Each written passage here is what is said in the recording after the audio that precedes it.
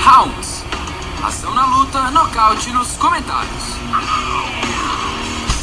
Olá para você que acompanha a primeira edição televisionada do Rounds, mais um programa do Núcleo Esporte Clube sobre o mundo das lutas, curiosidades e notícias factuais sobre MMA, sobre o UFC e outros eventos ao redor do mundo. Eu estou hoje com Ana Cristina Machado e Felipe Freitas para comentar um pouco mais sobre os últimos eventos, curiosidades, a introdução do MMA feminino que completou em fevereiro 3 anos, e a gente acompanha agora, começa com a primeira pauta, que é Michael Bisping, a revanche contra Luke Rockhold, que foi anunciada após a lesão de Chris Weidman, que seria o adversário original do inglês Michael Bisping. A gente acompanha agora na televisão os maiores nocautes de Michael Bisping na organização. Ele que tem muito...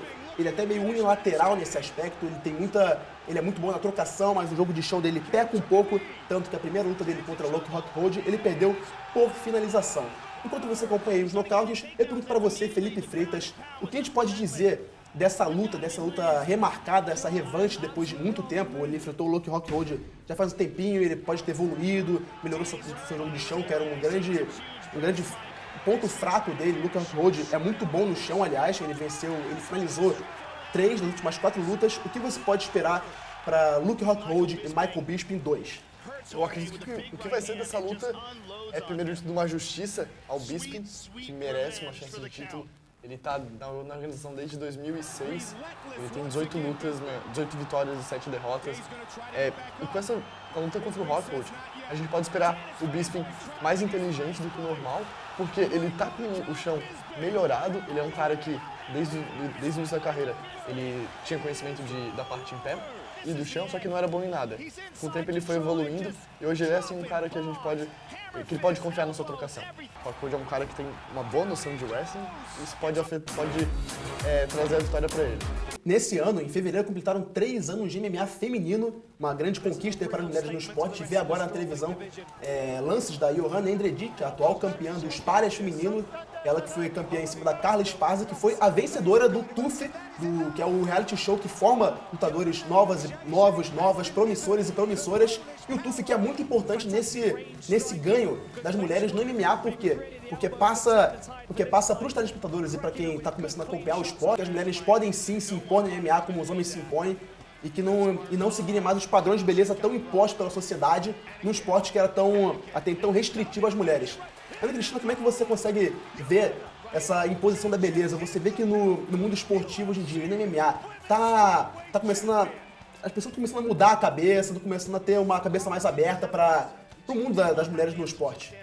Boa tarde, Fábio. Boa tarde para todo mundo que está acompanhando o programa. Bom, eu acho que está começando a mudar, né? Mas eu acho que está sendo passos muito pequenos ainda, né? Porque a gente vê dentro principalmente dos esportes de luta, a gente ainda vê uma repulsa muito grande pela forma do corpo da mulher, porque ele vai ficar com músculos, né, mais definidos e tudo mais, vai dar um ar mais masculinizado para o corpo da mulher, e tudo isso acaba criando assim, a mulher não deve ser assim, né? A mulher tem que ter traços delicados, por isso que as pessoas chamam traços femininos, né? Traços femininos, falando que a mulher tem que ter um corpo delicado, um corpo pequeno, esse tipo de coisa, né?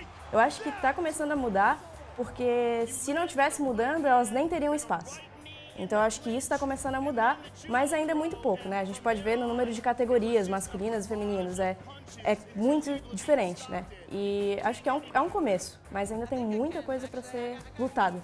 Muito também sobre a questão da ditadura da beleza, como hoje é muito discutido. A gente viu agora há pouco, a gente vê lances da Ronda Rousey, a ex-campeã da divisão dos galos feminino, ela que perdeu o título para a Holly Holm, que perdeu para a Miesha Tate. A Ronda Rousey, que já foi campeã, a gente vê agora...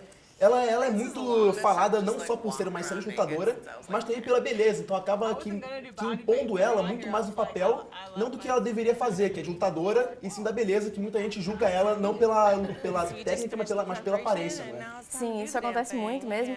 A gente acompanha assim, algumas reportagens, né, sobre isso, e as pessoas, no meio da reportagem, acabam botando adjetivos como ela tem também um potencial estético muito bom, sabe? Então, em vez como se isso fosse mais importante numa lutadora. Como se isso fizesse parte da avaliação dela como lutadora, sabe? Além de ela ser uma boa lutadora, ela tem um potencial estético. tipo, você acaba colocando isso em discussão, sabe? Então, se ela não fosse uma pessoa esteticamente bonita dentro dos padrões já pré-estabelecidos, então isso seria descartado, né? Então a gente vai falar só dela ser uma boa lutadora. Tem que colocar isso em questão. Será que se ela não fosse tão bonita assim, ela teria os mesmos, sabe, o mesmo destaque que ela tem? Porque isso acontece muito, né? E não só nos esportes de luta, mas acho que nos esportes em geral, assim. A mulher, ela precisa ter um padrãozinho ali para ela conseguir ter um certo destaque. Isso aí é uma coisa que é complicada ainda para a mulher em todo tipo de esporte, né? Sabe, eu vejo como se ela tivesse que provar. Então, não, tudo bem ela ser uma boa lutadora, tudo bem ela lutar, mas ela também precisa se cuidar, ela também precisa fazer a unha, ela também precisa... Sabe, essas coisas já são pré-estabelecidas para ser mulher. Então, assim, se ela não fosse assim, o pessoal já ia falar de um jeito diferente, que ela seria masculinizada, que ela seria, sabe? Por isso que eles destacam tanto, acredito eu, a questão da beleza dela. Até estava lendo uma reportagem sobre o início, assim, da aparência dela, né? Dos destaques dela na luta. E uma das primeiras frases, assim, que eu li era botando como Bela e a Fera. Tipo, como, né? Ela é feroz dentro do ringue, mas ela é bela, sabe? A Cláudia Gadelha, brasileira, que vai disputar o cinturão contra a Johanna Endredi, que também participa do The Ultimate Fighter. A gente vê agora vídeos da gravação do reality show que ocorreu agora no primeiro semestre. Elas têm uma rivalidade já muito conhecida desde a primeira luta, em que a Johanna venceu a Cláudia por uma decisão até hoje meio contestada, uma luta que foi no Brasil, e elas agora vão se enfrentar em mais uma disputa de cinturão, agora sendo treinadoras do The Ultimate Fighter. E também um assunto muito legal das mulheres começarem a conquistar esse espaço é que não só a Cláudia Gadelha, como também a Johanna, mas a Ronda Rousey também já foi treinadora de um TUF, que foi o TUF 18, ela que foi contra a Misha Tate, também um reality show com muita rivalidade, com muita ação, muita luta boa sendo esperada. E uma grande conquista desses espaços, que a gente pode ponderar assim, é o que a gente vê agora no The Ultimate Fighter, que são as mulheres treinando os homens. Uma coisa que até então, até um tempo atrás, poderia ser vista com muito preconceito, até por causa de todos esses padrões que a gente discutiu agora há pouco, né? Isso é interessante de se ver, sim, Fábio. Mas acho que é legal também a gente analisar a questão assim de isso ter que acontecer para elas conseguirem ter um espaço, sabe? Então, assim, você tem que começar a jogar de um jeito diferente para começar a ver, pô, a mulher tem um espaço aqui. Sabe? É legal ver isso da questão de a mulher estar treinando homens, porque é algo, né, que até pouco tempo atrás seria impensável, mas acho que também são questionamentos que a gente deve fazer, tipo, então teremos que fazer um reality show para provar que a mulher pode? Ou será que ela já pode provar isso sozinha? Não é necessário fazer isso. Uma vez a gente chegou a ouvir o Fedor Emelianenko, que é uma grande, talvez por muitos, o maior nome da história do MMA mundial, o russo Fedor Emelianenko, falou em uma entrevista em 2014 que as mulheres não deveriam lutar e deveriam ficar em casa. Dá pra levar a sério uma declaração dessas? Que ri, né? Acho que a gente tem que dar risada pra uma frase como essa, né? É ele que deveria ficar em casa e não ficar falando esse tipo de coisa. Minha opinião aqui. Mas a gente vê...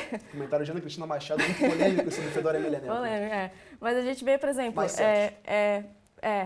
por exemplo, a lutadora brasileira, a Beth Correia, já disse, né, que ela vê que as pessoas olham pro potencial da mulher como lutadora e tudo mais, mas ainda tem esse negócio realmente da beleza. Então, assim, esse comentário eu acho desprezível.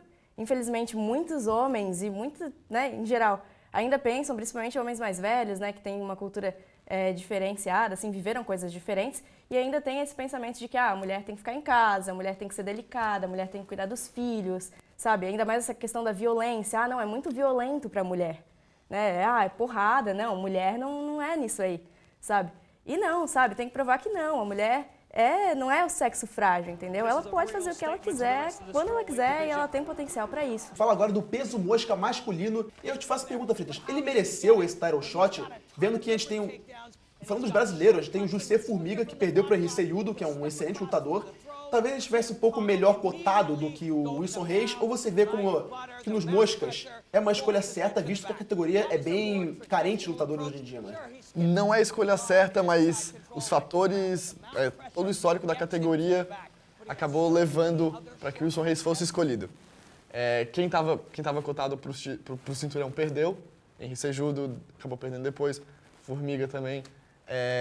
O Horiguchi perdeu na sua estreia, conseguiu 2 vitórias, mas ele não venceu nomes pesados, nomes fortes. E com isso acabou abrindo as portas Não pro tem Wilson ainda um Reis. cartel, diríamos, consagrado, como tinha o Henry Cejudo, como tinha o Brad Pitt, o Benavides, vários outros que já enfrentaram o Não Dwayne isso, é Johnson, né? porque os nomes que ele venceu depois dessa derrota não cotavam ele para um cinturão. Sim. E o Wilson Reis é o 8º colocado no ranking, acabou sobrando para ele.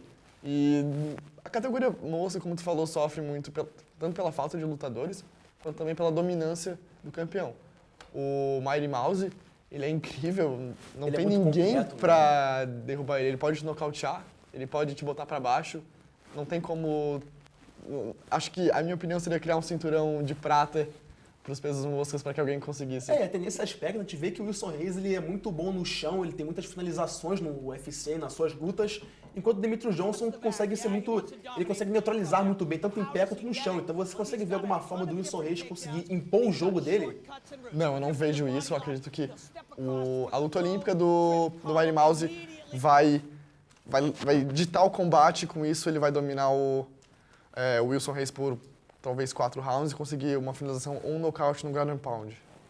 Bom, é isso aí, com as opiniões que a gente vai encerrar a primeira edição do Rounds televisionado, mais uma produção do Esporte Clube. Você pode conferir as nossas publicações no nosso Facebook, facebook.com/Esporte Clube. Lá tem reportagens especiais sobre vários esportes. Além do Rounds, também temos o PDE, que é o Ponto de Encontro, que é um programa sobre futebol. Muito obrigado, Ana Cristina e Freitas. Uma honra ter vocês aqui como meus convidados especiais desse primeiro Rounds para a televisão.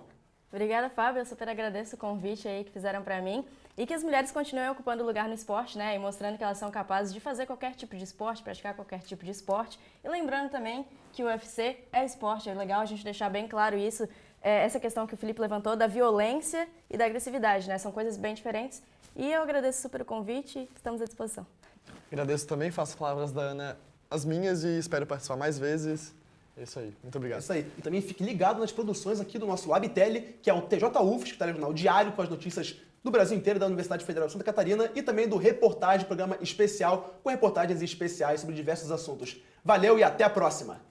Rounds. Ação na luta, nocaute nos comentários.